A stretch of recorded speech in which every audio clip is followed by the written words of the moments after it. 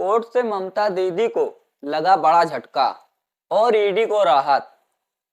Kolkata high court से लेकर supreme court में क्या क्या हुआ, आज हम इस पर ही बात करेंगे, बेहद विस्तार से और बेहद आसान भाषा में।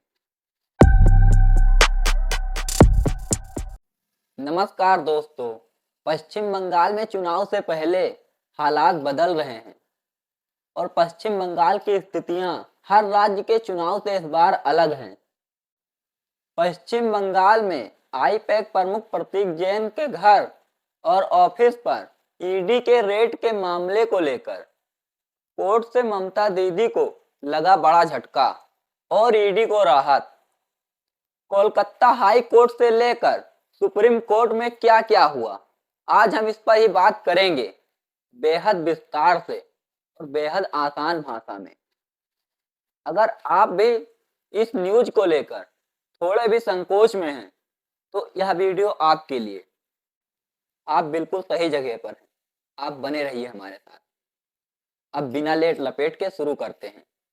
कोर्ट में ईडी और टीएमसी ने अपने अपने पक्ष में क्या कहा, पहले बात कर लेते हैं कोलकाता हाई कोर्ट की कि कोलकाता हाई कोर्ट में क्या क्या हुआ। टीएमसी ने कोलकाता हाई कोर्ट में 8 जनवरी को हुए प्रतीक जैन के घर पर छापेमारी को लेकर एक याचिका दाखिल की और ईडी पर बेहद गंभीर आरोप लगाया। टीएमसी ने कहा, टीएमसी के लिए प्रतीक जैन राजनीतिक रणनीतियां बनाते हैं और उन्हीं के ऑफिस पर रेड की और कुछ कागजात दस्तावेज अपने साथ ले गई। कुल मिलाकर टीएमसी के वकील ने कहा कि हमारा मकसद है पार्टी का निजी राजनीतिक डाटा सुरक्षित रहे। वकील ने यह भी कहा कि चुनाव से कुछ महीने पहले रेड करना संदेह के दायरे में आता है और इस पर संदेह किया भी जा सकता है। बता दें, ईडी ने कहा कि कोई भी कागजात, कोई भी दस्तावेज वहां से जब्त नहीं किया गया है, बल्कि यह खुद ही लेकर चली गई और ईडी कह रही है कि वह कुछ नहीं लाई। तब इस याचिका का कोई मकसद रह ही नहीं जाता। हम इस याचिका को खारिज करते हैं। यह तो रही कोलकाता हाई कोर्ट की बात। सुप्रीम कोर्ट में क्या क्या हुआ अब जानते हैं। आईपैक प्रमुख प्रतीक जैन के घर पर ईडी रेड मामले में जस्टिस प्रशांत कुमार और जस्टिस विपुल पंचोली की पीठ ने गुरुवार को सुप्रीम कोर्ट में सुनवाई की। इसे लेकर टीएमसी और ईडी में तीखी बहस दिखी। ईडी ने टीएमसी पर कोर्ट रूम में आरोप लगाया। ईडी ने कहा, कोलकाता हाई कोर्ट में सुनवाई के दौरान जानबूझकर भीड़ जुटाई गई, जिससे न्यायाधीश सुनवाई टालकर कोर्ट रूम से बाहर चले गए।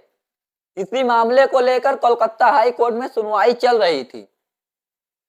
इस पर सुप्रीम कोर्ट ने टिप्पणी करते हुए कहा, भीड़ ऐसे बुला ली जैसे कोई प्रदर्शन स्थल हो, जंतर मंतर हो। कोर्ट ने इस मामले की सख्ती से जांच करने को कहा।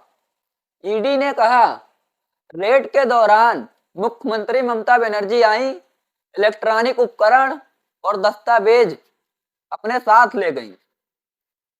यह उसी ग्रीन फाइल की बात हो रही है जिस पर पश्चिम बंगाल में बवाल मचा है। ईडी ने और कहा, हमारे फोन छीन लिए गए, हमें धमकाया गया, जिससे हमारे अधिकारियों का मनोबल टूटा। ईडी ने गंभीरता से कहा, इसी तरह के हस्तक्षेप से राज्यों को लगेगा कि वह इस मामले में हस्तक्षेप कर सकती हैं और बार बार जांच एजेंसियों में बाधा बनेंगे।